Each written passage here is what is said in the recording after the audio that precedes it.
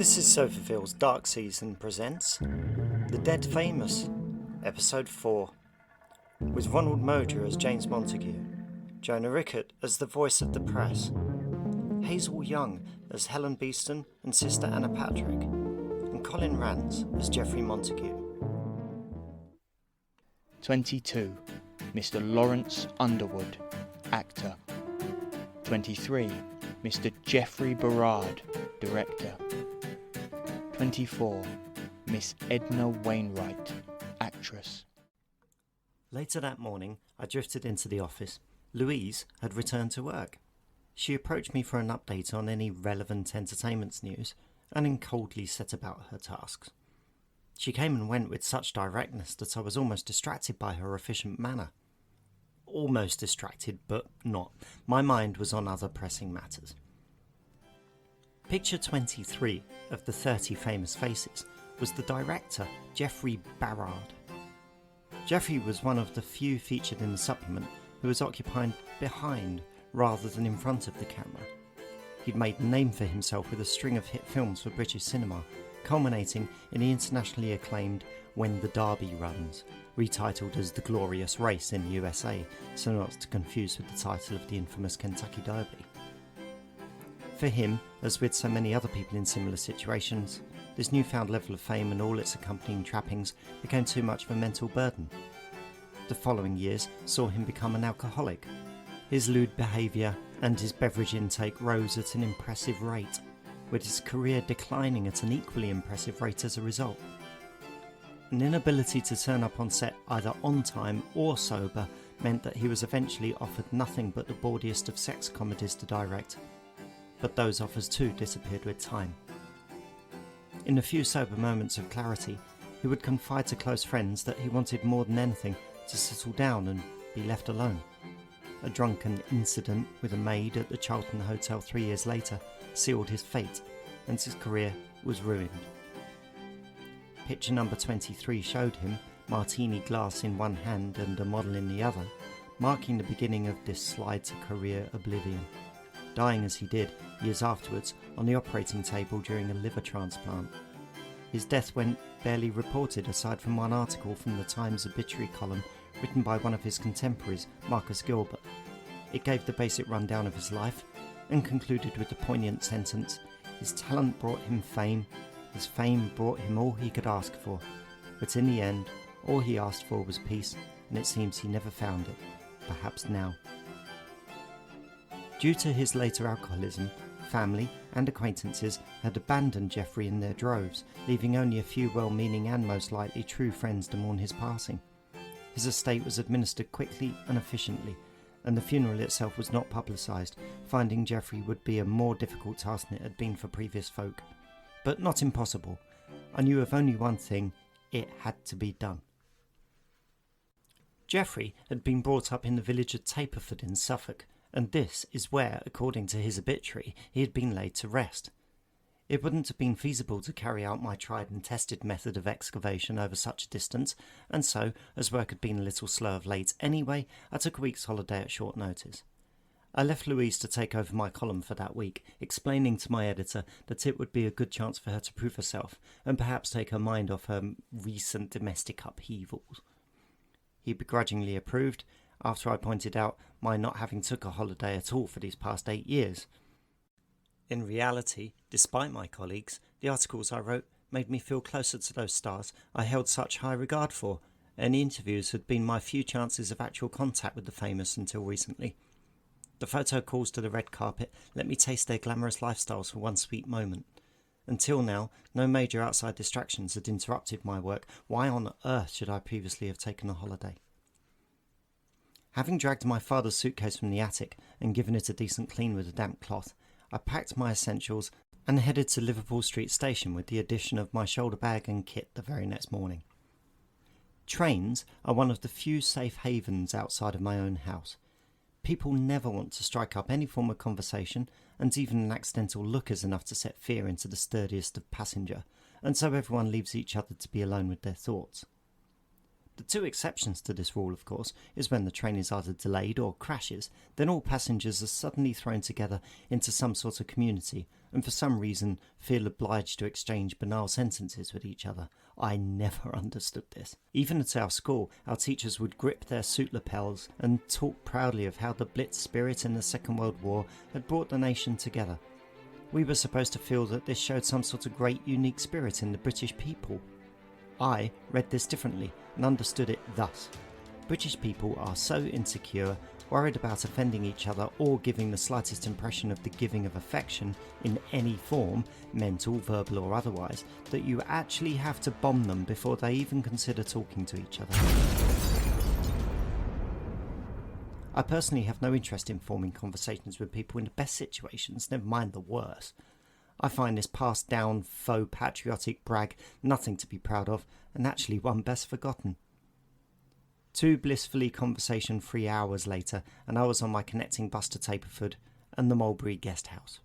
It was only on checking in that I realised my hastiness in booking a place to stay had overlooked a few possible stumbling blocks, which I had to overcome using my wits alone.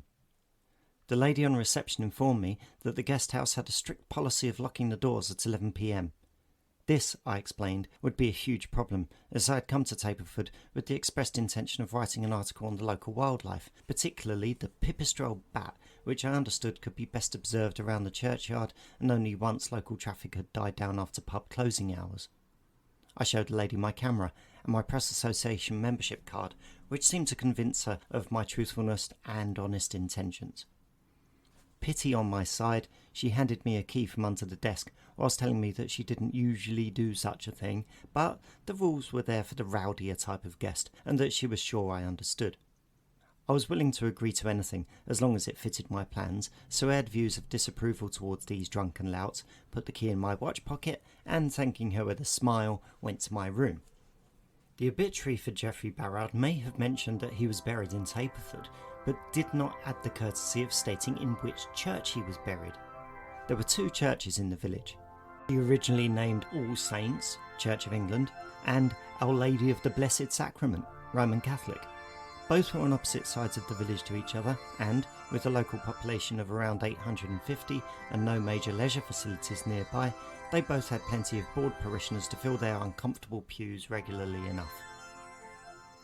After a disappointing breakfast of cold toast thinly spread with jam and accompanied by a cup of anemically weak tea, I ventured out into the village to seek out the first of the churches. Taperford was quaint enough, as our American cousins might describe it.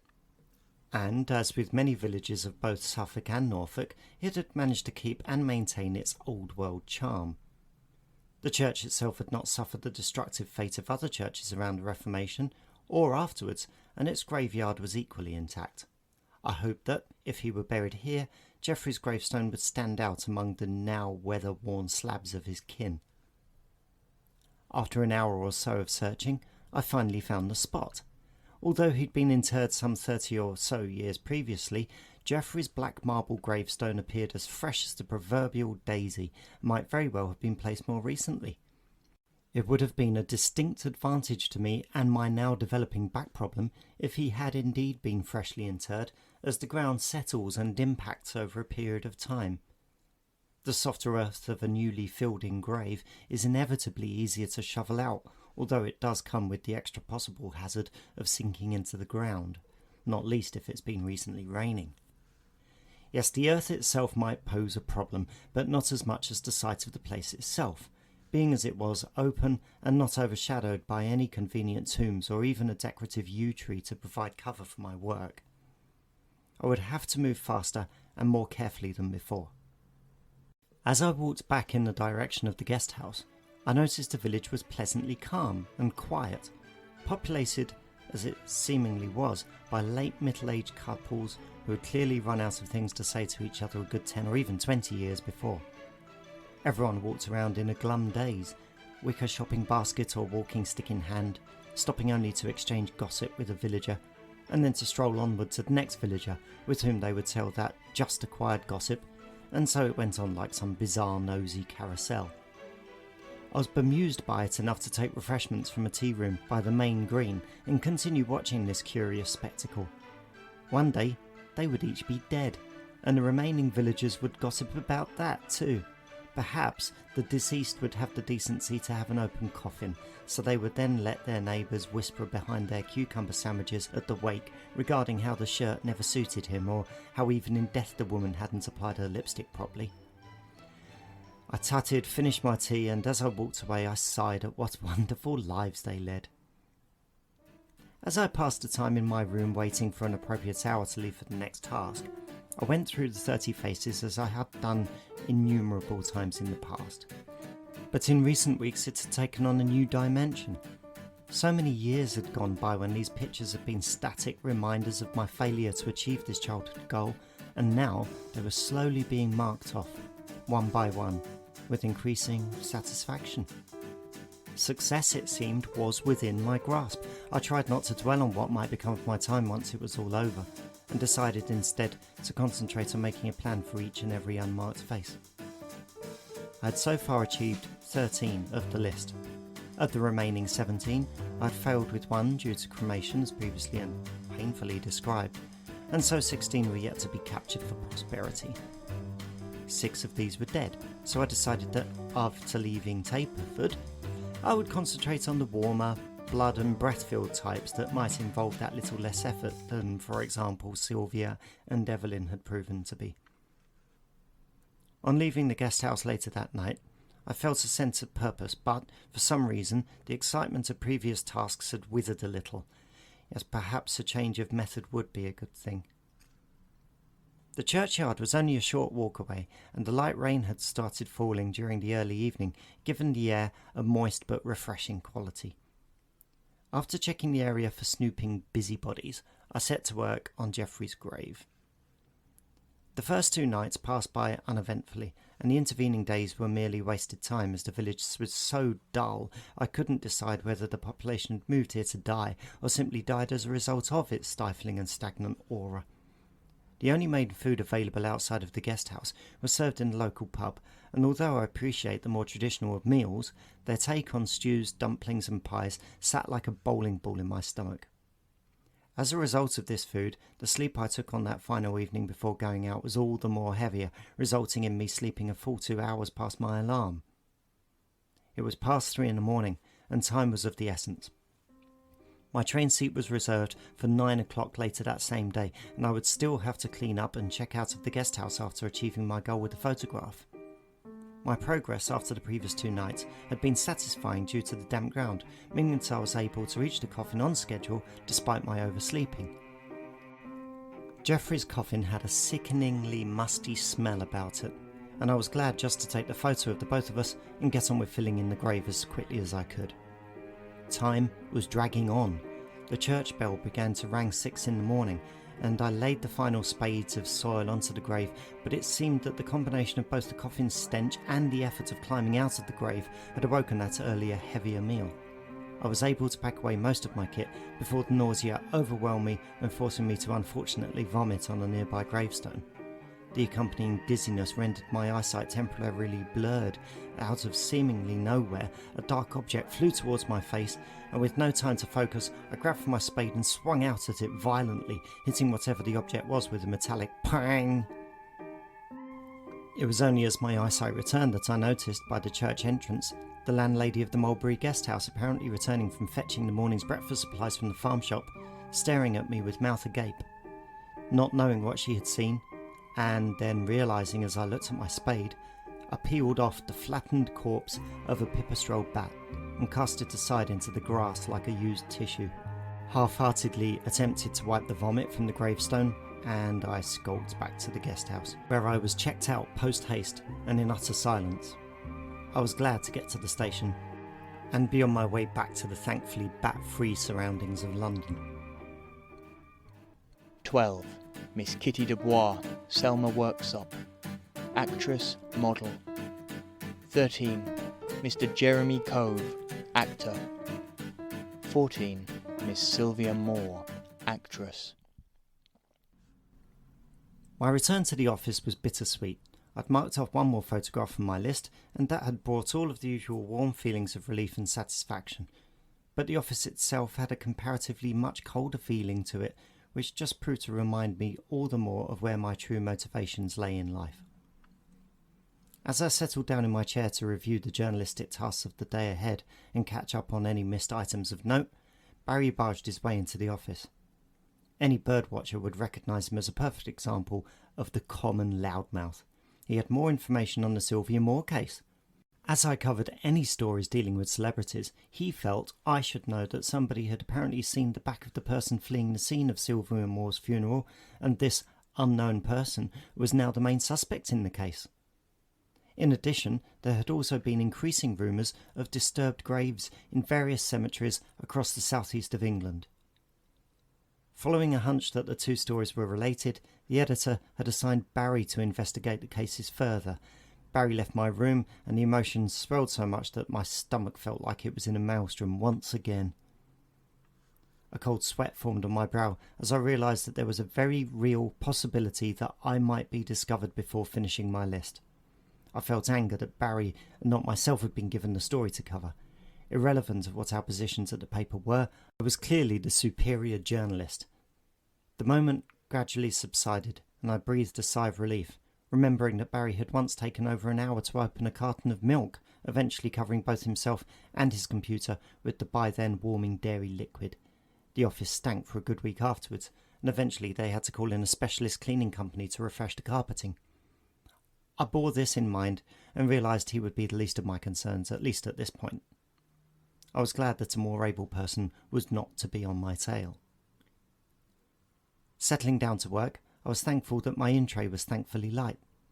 It seemed that Louise had been keeping things under control, and her contributions to the column had been competent enough in my absence.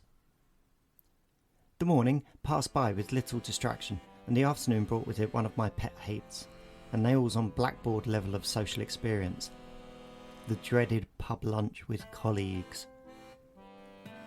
I had no choice but to go, as the editor insisted on our attendance for some reason. These events were always uncomfortable exercises in fake camaraderie and awkward silences, at least from my perspective. The other members of staff, especially the editor, seemed to revel in these things as if we were breaking down barriers and finding potential best friends. We could be godparents to each other's future children, find that we would become close and develop into a group of people we might even take a bullet for. A deluded little vision, if ever there was one. I never heard from these so-called colleagues during my time out of work. They never called, and rarely, if ever, asked about my private life. Yet we were supposed to compliment the food and make jokes like lifelong soulmates. I didn't care that I had no external contact with these people, and I certainly didn't seek it. It was just the forced camaraderie of it all. It sickened me to the bone. I was still exhausted from my excursion to Taperford, so my nerves and also my patience were not at their most resilient. I found myself snapping put-downs at the slightest comment, or remarked on and criticised everything, from the service to the quality of the food, and eventually my colleagues' personalities. It was apparently a step too far for the editor, and on our return to the office, he called me to his room to state his concern over my behaviour of late. I'd been slack in my approach to work anyway, and he suggested that perhaps the stress of the job was too much for me. He claimed the holiday had apparently not helped this attitude, that he was cutting my hours temporarily until my mood changed for the better. It was all for my own good, he assured me, and Louise would take over my midweek column until further notice, considering what a good job she'd done during my recent break. Words failed me. I'd never been one to beg, and I certainly wasn't going to start now. I resented every word that issued from his critical mouth. Holding in my building thoughts and feelings, I told him I accepted his review of the situation. Perhaps I had been too distracted with my private life lately, and, if it was all the same to him, I would like to go home early. He said he sympathised and agreed. I'd had enough. First Barry had stolen my story, and now the editor himself was on my back. I'd given countless years to this paper, and the rewards had been sporadic from their side at best, save my salary. Deal with them I would, but I knew the list would calm and distract me adequately enough until I could concoct a suitable way to pay them back. I went home, put the kettle on, and tried to busy myself with higher things. The living element of my list was still on my mind. I chose as my next target Mr. Jeremy Cove. Jeremy had hit the stage at a relatively young age. Graduating from the Italia Conti Academy of Theatre Arts at the age of 14, he took on a number of minor roles in the West End before being spotted in 1948 by Noel Coward, who had come to see a performance of Lady Windermere's Fan, in which Jeremy had been lucky enough to have a minor part. With Noel Coward's encouragement and a certain amount of string pulling, Jeremy soon starred in a number of romances and melodramas, helped build his appeal to a war-weary audience in need of a distraction. His reputation as a solid and reliable character actor was well established, and he took the risk of developing his career further in the United States as lead actor, but success eluded him there. He returned home to the UK and the same stock films that had so endeared him to audiences in the past. He took another chance, but this time by deciding to invest a bulk of his income into a transistor radio company. This soon grew into a successful going concern and paid dividends in abundance, making Jeremy an extremely wealthy man almost overnight. His film career continued, and, after dating a series of well-known starlets, he bought a large country house and married the daughter of the chairman of the radio company. According to the most recent articles, his wife had passed away from a stroke only a few months ago, and he was still living in the country house, although the gossip pages were full of rumours claiming he was in negotiations with a well-known footballer to sell the house to. This move might have meant him disappearing from the scene completely, and so I knew that I had to act upon this case immediately. I arrived home to overwhelming fatigue. I had gone through too much in these past weeks and felt it slowly creeping up on me until it hit me all in one draining blow. Maybe the break from work would be a blessing, despite my original feelings. I found the post lying gathered on the hallway floor, mounted up after days of being ignored, and swept to the side with an indifferent sweep of the foot. I never really received personal letters and found no reason, given the odds of winning, to send back the numerous prize draw invitations sent by various dubious organisations. I would deal with them all in one long opening, reading and ripping session, but not today. I had better and important things to do, like making another cup of tea. Flicking the kettle switch and sitting down to read through my list, it was at least 30 minutes later that I realised something was amiss. The kettle hadn't done anything at all, and the water within it remained defiantly cold. I checked the switch backwards and forwards, and then the main switch itself, but to no avail. I thought perhaps that more light on the matter was needed, but the kitchen light had seemingly also decided to join in on this little game, as if all the appliances were somehow conspiring to get back at me for being so recently absent from their lives. And then I realised my electricity bill. The pile of posts in the hallway then gave up its secrets. I had received statements, demands, and then final demands from various utility companies. The electricity suppliers had already cut me off just that day, and the water and gas boards were about to do the same. How could I have been so careless? This wasn't like me at all. I was always so meticulous and careful about such things. I considered day-to-day activities like this so minor, I just paid them and forgot about them, rather than letting them gain any actual significance in my life, but I had never forgotten to pay them. I went through the post, now piled on my kitchen table, filtered out the essential items, and phoned to settle any outstanding bills. I assured them that such a thing would not happen again. It was a one-off, a bad period in my life. I would send them a cheque first thing in the morning to settle any outstanding debts if they could reconnect me as soon as possible. With no lights in the house, I took my father's oil lamp to guide myself to bed and, after reading from Who's Who for a while, went to sleep. When morning arrived, I sluggishly put on my dressing gown and slippers and, by force of habit, slapped my hand across the light switch. To my delayed surprise, the room was filled with the warming amber glow that had been missing that previous night. My electricity had been reconnected. I took actual pleasure in having a warm shower and then indulged myself in 2 slices of buttered toast and a mug of my beloved tea. It was good to be back to normality again. Sometimes the minor things in life can be forgotten about as they play such a repeated role in everyday existences. It's only when they become temporarily unavailable that they take on this new significance. It's only then that you're reminded that to take them for granted ever again would be at your own peril. Energy filled me as I strode towards the front door and towards another day at the office. 3 new letters, one of which appeared to be a bill, graced the mat in front of me. I kicked them to the side and left the house. They'd still be there when I returned home. The newspaper office seemed particularly busy that morning. Even Barry appeared to be filled with a new and alien energy. I pushed past the rabble and took refuge in my room. No sooner had I sat down than Louise entered and told me that after I had left the office the previous day, 2 policemen had come in to see the editor and also spoken to Barry. He had then told everyone, the very essence of discretion that he was, that the police had been asking about the disturbed grave, also the funeral disruption, and were treating them both as suspected linked cases, as the editor had previously theorised. They had also wanted to talk to me, but as I wasn't there, had decided to return on another occasion. They had assured both Barry and the editor that they were following a number of significant leads at that time, and they might not even have to talk to any of us again. I felt the familiar cold sweat again. The list wasn't anywhere near completed, and already obstacles were appearing in the road. I could not take the chance that the police would return, and realised now, more than ever, that everything and everyone was against me. Next week, James meets with a star for an interview. But what to do if he refuses to be photographed? And to what ends will James go to complete his collection? New episodes are released to all streaming services every Wednesday. Subscribe now to get notified on its release. All music is by Shane Ivers of Silverman Sound. The Dead Famous was written and produced by Ronald Moger.